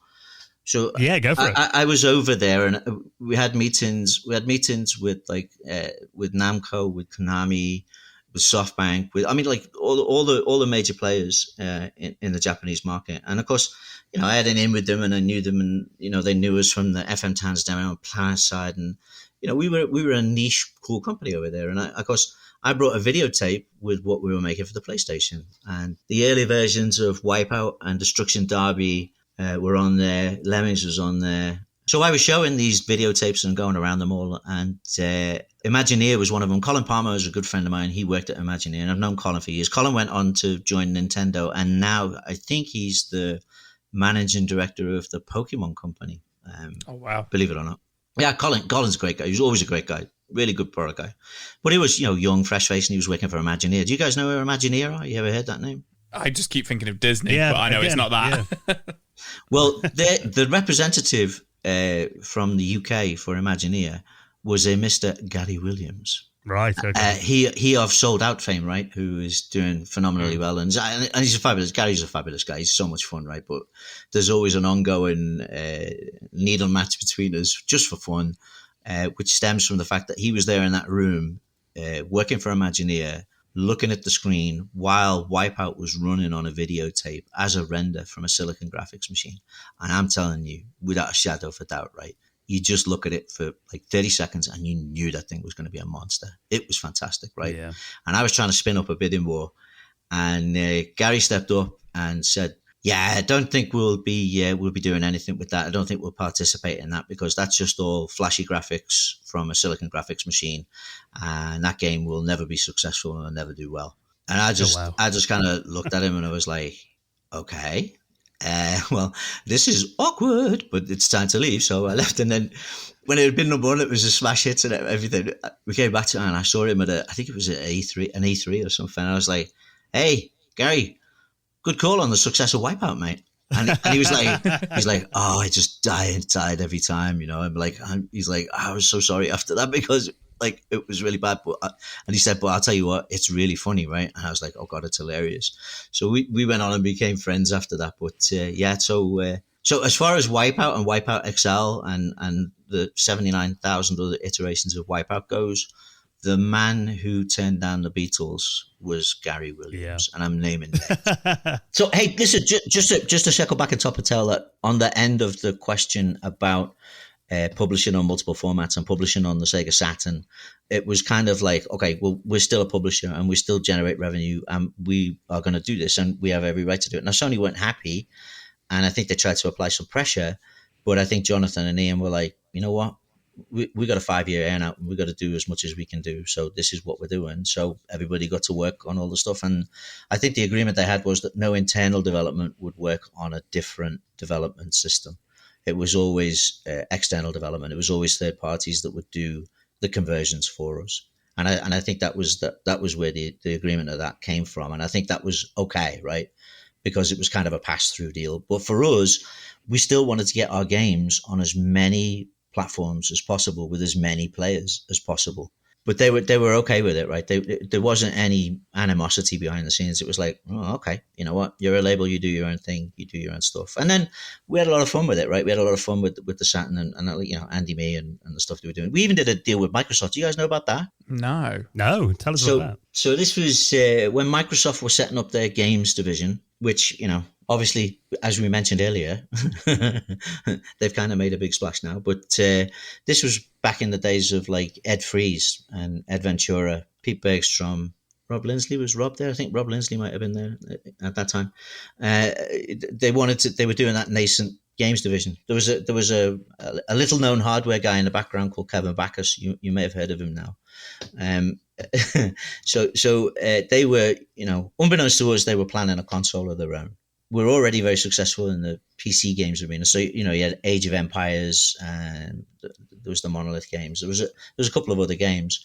And so they wanted to do a deal. And I was like, I worked with Pete Bergstrom. We got a deal put together. So we signed a 3-title deal with Microsoft to bring their top PC properties onto the PlayStation. That proved to be more problematic than you would imagine. So I had a meeting with the guys who did Age of Empires and another set of guys who did what was the game? They did a racing game thing, and they were out in Berlin. We had a meeting in the house in Potsdam in Berlin where Winston Churchill, Joseph Stalin, and Roosevelt. They all signed that agreement where they carved up Europe and created the Iron Curtain and all that stuff. That was the same house on the same step. Wow. We stood on those steps, and between the three of us, like the guy who was the head of development, Pete Bergstrom, and myself, we recreated the picture of those illustrious leaders of World War II shaking hands. And it wasn't the same, but it was an interesting place to go to. And then another history. Well, another thing that happened was we were doing the Nintendo version of Formula One. And we went down and presented to Nintendo, and they really liked it, and they wanted to sign a deal with us. And there was the price that we made them pay for it, we spun it up ridiculously, right? It was terrible. I felt bad about it, and I don't usually feel bad about asking for large sums of money on deals, but it was going ahead. But we got the tables turned on us when we went back to renegotiate the rights, because I bought the rights from Fuji TV. But we only had them for the last year of Formula. They were in their last year of their rights for Formula One, so we got it for a song. I bought the rights to Formula One for a year for $250,000. Oh wow! And if you know anything about anything, right, that was an absolute steal. And so when the renegotiation for the license went back for the next iterations of Formula One, I actually got to meet with Bernie Eccleston himself, who, in an ironic twist of fate, is a lot smaller in real life than he seems on the TV. Because, you know, they always say people are... So he sat there, and I think they wanted like 32 million or something for it, right? And I was like, oh my goodness, right? I was just like, okay, you know, let's just walk away from the table, right? This is ridiculous, right? And I got really annoyed at him, and I said to him, Bernie, you should be ashamed of yourself. This is just so much money and a ridiculous change of set of circumstances.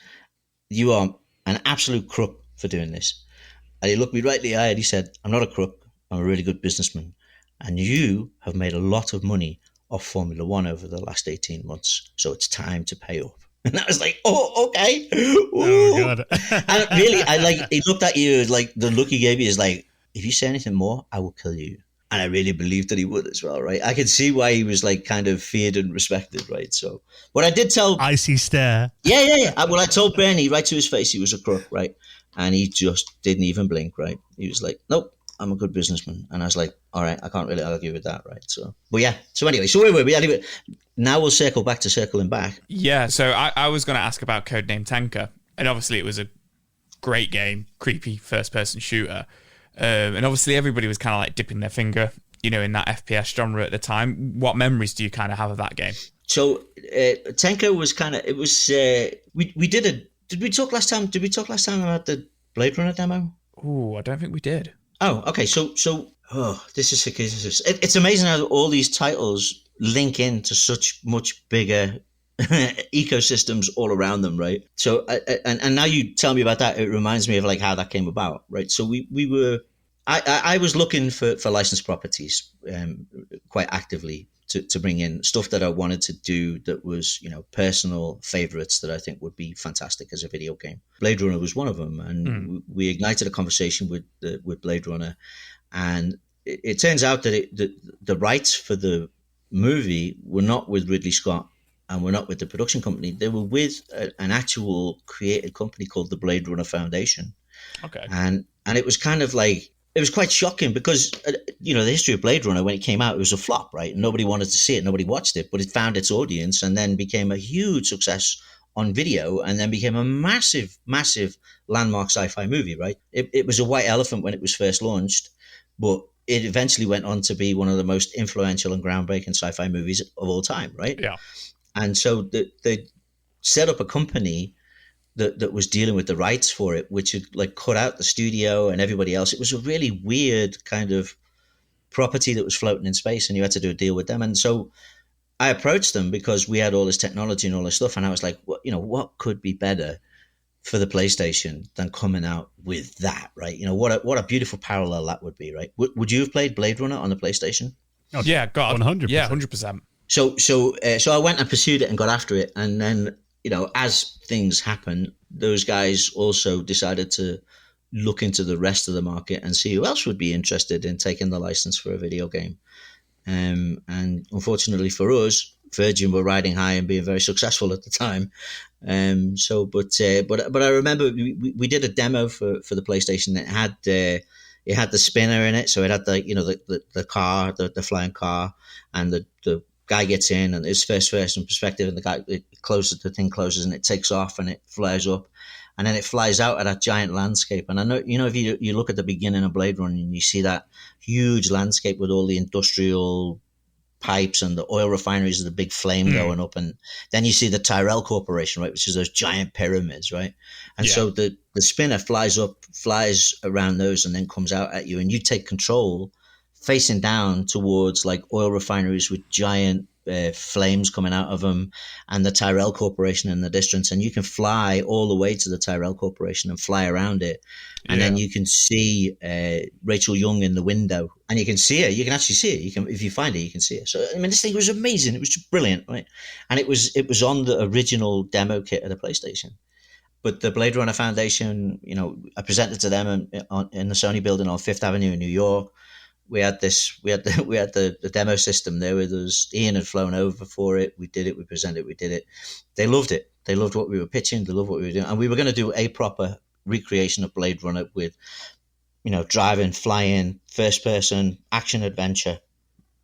Would have been amazing. Would have been incredible. And then Virgin came back over the top of us, and I think they put down like $2.5 million or something. It was ridiculous, right? It was a crazy amount of money, and they were like, you know what, we'd love to do it with you, but we're just going to take the money from Virgin. And then Virgin did like some crappy RTS strategy. Oh no, what have you done to Blade Runner, right? Oh my God, what have you done? But it opened up an avenue that Crazy Ivan came through there, giant robots moving stuff around, first person perspective, and Tenka was Neil Thompson's a very talented and wonderful artist. I know, a very dear friend of mine. In fact, Neil Thompson and Dave Worrell and I, we had a band together out of in Psygnosis called MIDI, and it was an electronic band in the early days, right? We used to practice in the office, believe it or not, right?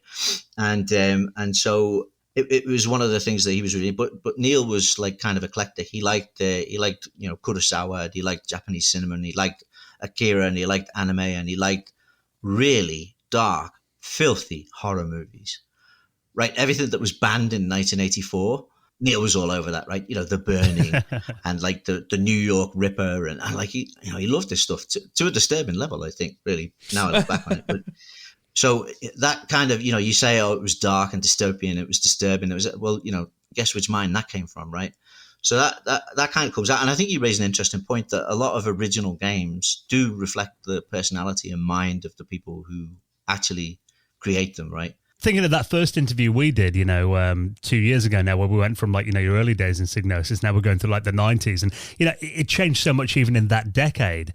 And I mean, thinking of your story, I mean, where did it kind of end at Psygnosis for you then, and why did you leave? When were you there until? What kind of happened there? So how did it end? So this is how it ended, and these are my recollections, right? So your view of what happened is your truth, right? So nobody really knows the full story or what really went on behind it, but it's your view. So this is my view of what happened.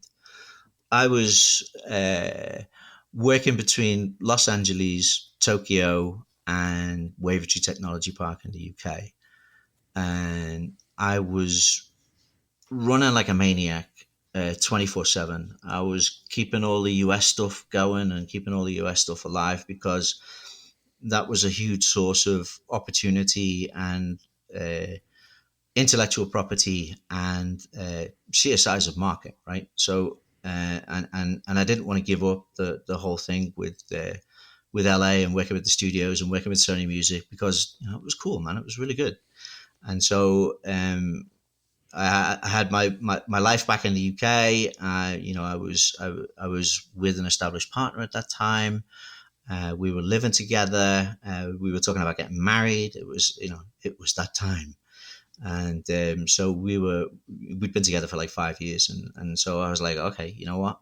Real life is catching up with me, because if you're in video game development in the 90s, it was a fantasy dreamscape of a life, right? You got up in the morning, you couldn't wait to get out of bed. You couldn't wait to get to the office and be with your gang and all the people and having a laugh and making products and having a great time. And then you would stay there as long as you could. And then you'd go to the pub afterwards and you'd have a few drinks, and then you'd go somewhere and do some stuff. And then you go home and you'd sleep for a few hours, and then you get up and you'd start all over again, right? And then you started doing that 7 days a week. And it becomes your your level of attachment to reality becomes stretched quite thin. Does that make sense? Mm. When they say living the dream, right? You literally were living the dream. So, you guys you're doing these retro podcasts and you're talking to the people who were there and did it and who were, the people who were in the center of it. But for those of us who did it, we were living a life that was a dream come true, right? We were working on something that we loved. We did it every day. We got to work with like-minded people who were an incredible laugh. We got to go on adventures. We got to do things internationally. It was just unbelievable, right? It was like everything you could ever want. And while you were living in it, you were so busy living in it that you weren't thinking about it. So when that comes to an end and that stops, it's kind of like you become nostalgic for it, right? You're like, oh, if only I'd have known how good that was. Because you think that that's your life, and this minute now is going to be forever, and this is how you're going to live forever. And it doesn't work out like that, right? As we said, the culture changed, the dynamic of the industry changed, the amount of money and pressure changed. It had to become more regulated. It had to become organized. It had to become more of a corporate type thing. We use that word, and it means a lot of things. But when you bring that into an independent, off the cuff, crazy group of people who are just making stuff that they love, that also happens to sell a lot of copies and makes a lot of money, it's kind of a very interesting clash, right? So those halcyon days, and people point to the buyout from Sony, but I think that the roots of that change were already in place because of the success that original core group was having, right? The byproduct of making something that's fantastic and amazing that you really love is that it goes ahead and then becomes very successful in its own right and makes a lot of money, and it becomes much bigger. So that brings on more people to help you keep doing what you were doing. But those more people that come in and build up on top of it start to detract from what the original core and heart of it was, because you can't walk around with your pants off in the office for a laugh, right? It's not going to happen anymore, right? Because you'll get reported, and then there's a HR department who'll deal with you, right? You're in trouble. So it's changing. Yeah, you can't fart loudly in the middle of the afternoon and get a round of applause from everybody around you because it was hilarious and it was brilliant, right? Although I've got to say, I still love a big fart, right? It still makes me laugh my ass off. So. But what I'm saying is that the culture changes, right? You can't do that anymore. You can't, and it was we'd call it taking the mickey and ribbing people. When we were there in the early days and it was core days, it was proper mental abuse. There's no doubt about it, right? People were just getting a ton of crap all the time, and you had to take it and laugh it off and wait for your turn to give it back to someone else. Or you just didn't belong in that environment, right? So that kind of stuff, all, the fun and the laughter and when you wake up in the morning, you were kind of less enthusiastic to rush out to the car and get there. You dawdle a bit and so, but not noticing it, you just lose it inch by inch. It doesn't change overnight, right? It changes over a long period of time, and the people around you change over a long period of time as well. People who are young and crazy and mental and stuff, they're not that anymore, right? They're going home at a sensible time and they're getting enough sleep and they're speaking coherently, which is quite disturbing sometimes when you see a change like that in people. You guys, I don't know if I'm dropping jokes in to make light of it, but that is what happened, right? It went from something unique and crystallized and special that just kept getting better and better and better to one day. And the units were being shifted, the pallets were being filled, the trucks were coming. And I think the pressure of that grew. The marketing department got bigger, the publishing department got bigger, the PR department got bigger, the interviews got bigger. It wasn't specialist hobby magazines anymore. It was, nationwide TV, right? International press. Yeah. I mean, it was huge, right? It got huge. I did so many interviews and articles for Japanese TV. One time they put me at the Dumper event before a Formula One, and they were pushing me out on stage because I had to make a speech about the Formula One game we were making and stuff. And I had a translator, of course, who was doing the translate for me. He was standing there waiting for me. And then just before I went on, was it Andy House? I think it was Andy House actually. Eventually went on to be president worldwide, right? Andy just looks at me and he goes, "You do know there's 11 million people watching this right now." I was God. Oh, what a thing to say, right? A minute before you step out. Tell me afterwards, not now. Yeah, tell me later. Man. So I'm like, don't think about it. But of course, that's all you can think about, right? So I'm standing up there with the microphone. My sphincter had tightened so badly that I don't think I went to the toilet for 3 days afterwards. But anyway, we got through it. It was good, right? But that's the kind of thing that, you're not ready for that. And you're not used to it. And it creeps up on you. You're just like, okay, yeah, it's just another thing, but it's not just another thing. So I think for me, the years were still good, right? Where we got through 95, 96, launch team for the PlayStation, acquisition, moving up, goes to, the plate was getting fuller. I was still doing the whole Japanese side of things. I was still doing all the Japan trips and all the press and all the TV because nobody else was doing it, right? But I was flying out guys from the development group, right? I was flying out the Wipeout team. I was flying out the Formula One team. And they were traveling from London to Tokyo and, being walked around Akihabara and then being interviewed in TV studios and by huge magazines, right? And they were just blown away by it, right? And for me, I was like, what's your problem? What's wrong with you guys, right? Just speak up and tell them how you made the game. What's your problem? And I'm like, oh. And I think about it now and I'm like, well, yeah, that was normal for me. But if you rip a programmer who's stuck in a back room in Wavertree and stick him on a plane and then put him in the middle of Tokyo, walk him through Akihabara and then stick a camera in his face, that's going to freak him out a little bit, right? That's a culture shock, yeah. Oh, huge, just huge, right? But, if you're busy working and making it happen and you're behind the scenes, you don't think about that stuff, right? You just get on with it, right? And I had so many people who helped me in Japan that it wasn't difficult or problematic for me because I knew everyone around me, right? But for those guys, I was like, oh my goodness. And some of them you'll interview, they'll just be like, yep, we went, it was amazing, it was incredible, but it was terrifying, right? And they were just glad to get back on a plane and get out of there, right? So I think that was that was part of that cultural shift and that cultural change as well. And so, but it was still exciting, it was still fabulous. And then I started having a personal life. I got involved with somebody who I really cared about and I really loved, and I didn't want to go out to the pub after work. I didn't want to do a 3-week trip to Tokyo, and I didn't want to be in the studios in LA for months on end. I was kind of like, okay, I really want to be here. I want to be at home, and I think that was, it was coming at a time when everything was shifting and everything was changing.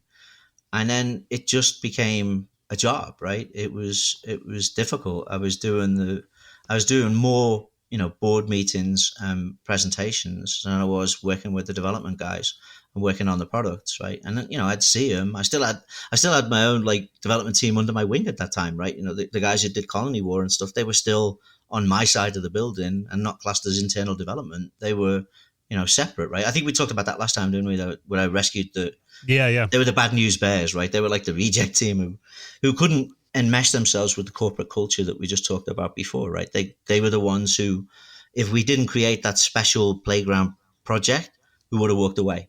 And then it goes and produces Colony Wars and smashes like all the numbers. And I mean, it did okay in Europe, but that game is legendary here in the States, which is really amazing, right? Everybody here in the States knows Colony Wars, right? And I'm always shocked. I'm always like, how the hell, right? How do you know? And they're like, oh no, man, it was awesome. It was awesome. We all played it, right?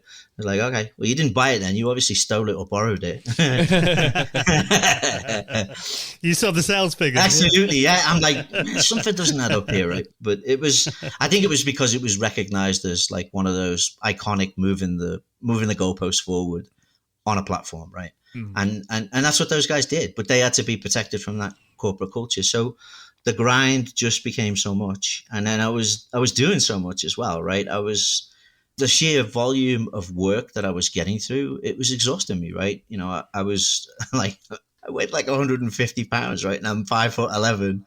I was like, I'm all over the place, right? I was like super skinny. I was just living on my nerves. I was smoking 40 a day, right? And I'm like, this isn't good, right? This is not good, right? It's got to give. It's got to stop. So, and I was happier doing other things, right? The teams, I got to say plural now, were not as happy as they used to be.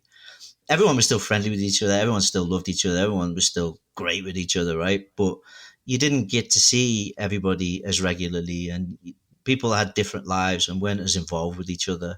And so the fabric of that started to deteriorate. And I think the drive to keep you going, deteriorates with it. You do kind of sum it up really well there, though, I think. It's not only did the company change, but you change as a person as well. Yeah. And everybody around us. So all these, people that we're talking about who are top stars, even Gibson, right, at his age, right, and he was already in a rocking chair with Val Dunican records, but he was like, even he was seeing the cultural shift and the cultural change, right? And John would be, he was in my group. He was part of the Colony Wars team and he was with us together. And he was kind of like the educator for the younger programmers. But John was like, this is not what I signed up for, right? If this team now here gets disbanded, I'm not going to join another team. I'm just going to go. I'm going to go join an indie group. I'm going to do something. And he was making so much money, right? And he's like, I don't care about the money, right? It's about the product, about being happy.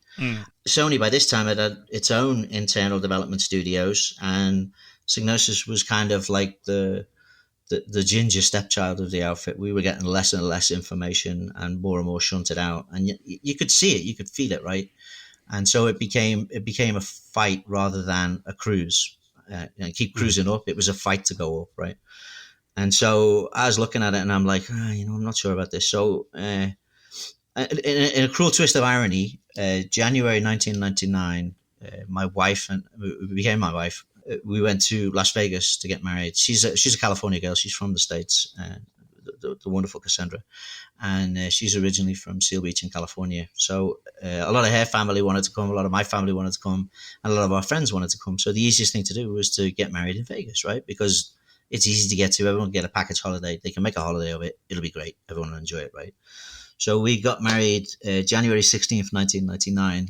In Vegas, in a proper church with a stained glass window and a proper priest or vicar or minister, and it was proper. We had a bagpipe guy walking in front of the cast, walking it down the aisle, not a dry eye in the house, and the luminaries from the games business that were there would blow your mind, right? It was just today it's a who's who of VPs and CEOs and executive VPs. But we were there, we had 120 guests celebrating with us. We came back, like it was back into work and back into going and back into going. And then that's when they decided, okay, it needs to be reshaped. It needs to be changed. Chris Deering was head of SCEE and Juan Montez was head of development. And Juan came to me and had a plan. Wan had a plan, and I did not agree with that plan. I absolutely did not agree with it. It was cutting huge swathes out of what I did. It was undermining a lot of stuff that I did, and it was getting rid of a lot of people who worked really hard and did really well and didn't deserve that, right? And so we were at loggerheads and we were fighting over it. And he was like, "We're going to resize. It has to be done. These are the numbers. The numbers don't care, and the history and all the people doesn't matter because the game has changed and we have to launch a new platform. And this is how it's going to be. So either you're in and you do it, or you're out and you don't." So I chose out and don't. You know, my passion for product, my passion for games and what I did, I kind of needed to find that again, right? I wasn't ready to wear the 3-piece suit and sit in the limo and stay in the 5-star hotel and fly first class around. I'm an idiot. I'm an absolute idiot, right? What was I? So that was what was happening. It was like exit stage left. It was over. It was done. It was time to move. And then a very good friend of mine, a very close friend of mine, Dave Anthony, who went on to be the head of development for Treyarch and all the Call of Duty games and everything. I'd brought him in. We talked in the last episode. I captured him because he was the one who was into the demo scene, and I got him to make Theatre of Death for me. And he approached me, and his brother, who used to work for me, and John Gibson, were all working for this new outfit in Cheadle, close to Manchester. And they were like, "Okay, well, we know you're fed up there, and these guys, you know, they're really good and they're really talented, and they want to build and grow like Psygnosis did. And you're the perfect man for it. So why don't you come down?" So I went and I met the CEO, Ashley, and I really liked him. He was a great guy, and I liked the team. And they were in the oldest building in Cheadle, which is like this barn, this old barn from the 17th century, right? And I was like, "Oh, this is kind of quirky, man. Look at this, right?" And like, you know, some really great people were there. Nick Elms was there. Paul Hughes was there. A lot of the old Ocean lags were there. So all the guys I knew from Ocean. 3 years later, we were at 450 people and took it public on the AIM. Wow.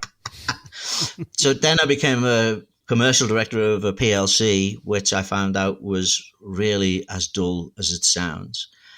Right. So, I mean, like the Warthog years, we can talk about that. I guess we'd have to talk about that another time, but I don't know how, well, that's retro now as well, right? So, but it was fantastic. It was amazing, right? And I got to do it again, right? I got to build it again, be part of it again, bring the games in, bring the products in, bring the licenses in. Everything that happened, good and bad, everything that happened, you know, high and low, it was all brilliant, right? It was all part of a story. It was all part of a journey. And I'm really pleased and I'm really happy. And I've got lifelong friends from it, right? So, you know, sometimes you have to check in with them and say, "Was that real?" And they're like, "Yep, that was real." And you're like, "Whoa, okay." But yeah, I mean, it was fabulous. It was amazing. It was like a moment in time in history in an industry that has just become a world bestriding giant, but was, you know, in its infancy and innocence, and the evolution of that was that whole Psygnosis encapsulation.